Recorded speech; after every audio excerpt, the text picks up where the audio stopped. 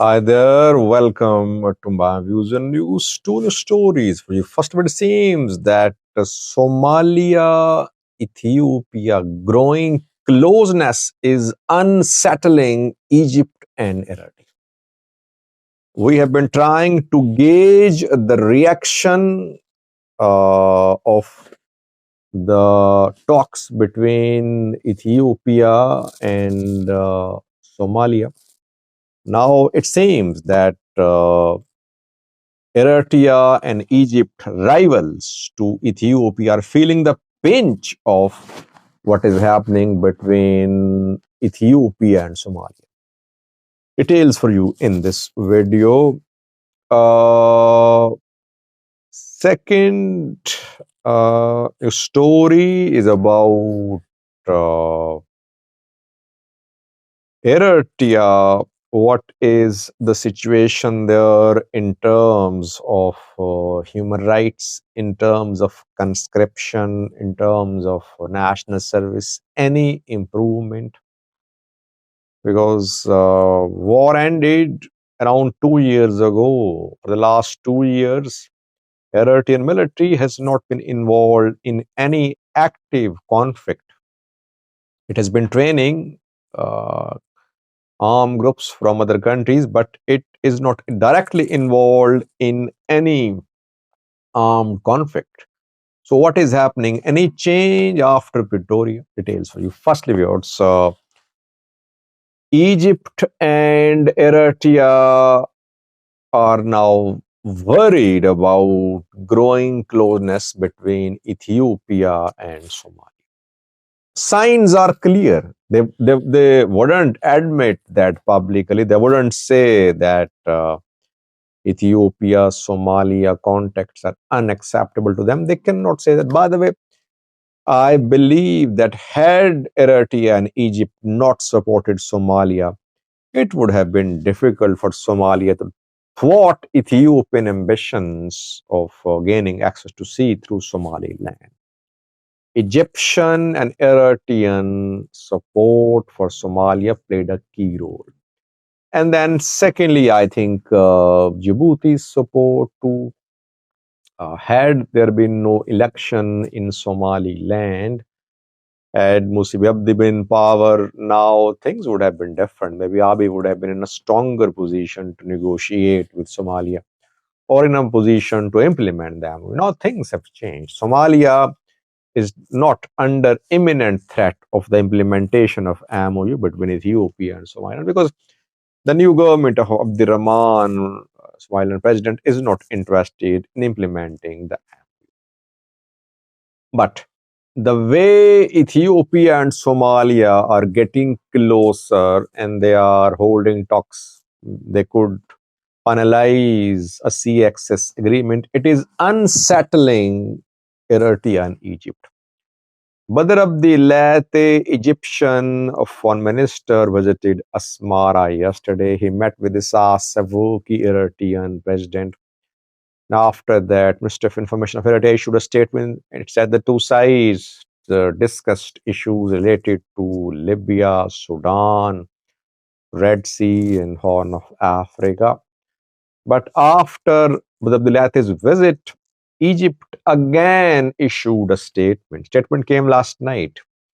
Egypt says that it won't allow any country other than the Red Sea countries to establish a naval force on the Red Sea. And reportedly, Badr Abdilati asked Eritrea to put pressure upon Somalia. And he said that Eritrea and Egypt should jointly pressurize Somalia. Somalia should not sign any agreement with Ethiopia about giving military access to Ethiopia to the sea. But Abdulati proposed the holding of ministerial level and presidential level summit of the three countries. He said in his meeting with Isaias Afwerki that the way the three sides held discussions last year similarly on foreign minister level, on president level, again, the three allies should meet. So Egypt really concerned, but it wants Eritrean support to put pressure upon Somalia.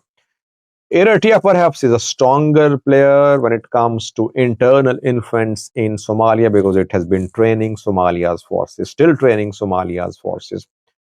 Eritrea trained, Somalia's forces are fighting against Al-Shabaab.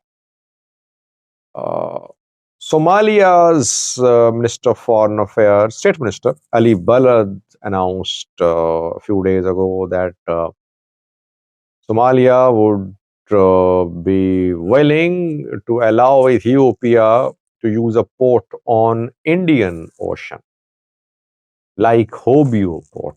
But he rejected the idea of giving a port to Ethiopia near the Gulf of Aden, near the Red Sea. Question is, will Egypt and Eritrea accept Ethiopian naval presence at Hobyo port? Hobyo port is not close to Red Sea. It's in the Indian Ocean. But if Somalia agrees to give military access to Ethiopia, to Hobyo port, will that be acceptable for Egypt and Eritrea?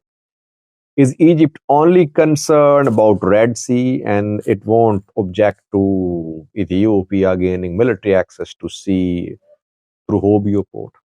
Let's see. It seems that Egypt and Eritrea, I think they'll oppose military access to Hobyo port for Ethiopia too. They don't want any Ethiopian military presence near Gulf of Aden. But I think they'll oppose military access for Ethiopia to Hobyo port too. Let's see what happens. I think we could see some trilateral summit involving Egypt, Eritrea, and Somalia. Meanwhile, Abiy took a brave step. He visited Mogadishu, announced visit. Mortars were fired while Abiy was at the airport in Mogadishu. It was very brave of him. Then, when Abiy visited Lido Beach, near Lido Beach in Mogadishu, security forces tried to clear the beach. They opened fire. One youth was injured, reportedly. Abiy and President Sheikh were seen with Lido Beach with the sea in the background. Hassan Sheikh was very warmly welcomed in Ethiopia. Ethiopian troops continue being part of peacekeeping mission in Somalia. So all that is unsettling Egypt and Eritrea. Secondly, viewers, any improvement in human rights situation in Eritrea? We were hoping that after Pretoria deal, maybe the practice of indefinite national service and conscription will stop, or there'll be decrease in the activities which amount to violation of people's fundamental rights. UN Human Rights Council evaluated Eritrean human rights record, and an assistant secretary of state, an assistant secretary of the UN spoke about human rights situation in Eritrea. No change. According to the lead, I have a clip for you of this UN official. She says no change whatsoever in Eritrea. No change in terms of conscription. No change in terms of indefinite national service. No change in terms of punishment for relatives of those who don't report at Sawa. No change in atrocities against those who call for freedom of expression, etc. Basically, no big change in Eritrea regarding human rights situation, according to UN Human Rights Council. Watch the clip. Thanks for watching. Eritrea continues to subject citizens to indefinite military service, contrary to international human rights norms and to calls from this Council and other human rights mechanisms. Within the context of the system of indefinite forced conscription, other grave human rights violations are also of concern, including torture, sexual and gender-based violence, and abusive labor practices. The system further compels many young people to flee the country on perilous journeys, exposing them to high risks of sexual violence, trafficking, and other forms of human rights violations. Eritrea has so far not heeded this Council's call to limit the national service to the statutory period of 18 months. In addition, no steps have been taken to stop the inhumane practice of punishing family members for the actions of draft deserters. More broadly, our office continues to receive credible reports of torture, arbitrary detention, inhumane detention conditions, enforced disappearances, and restrictions on the rights of freedoms of expression, of association, and of peaceful assembly.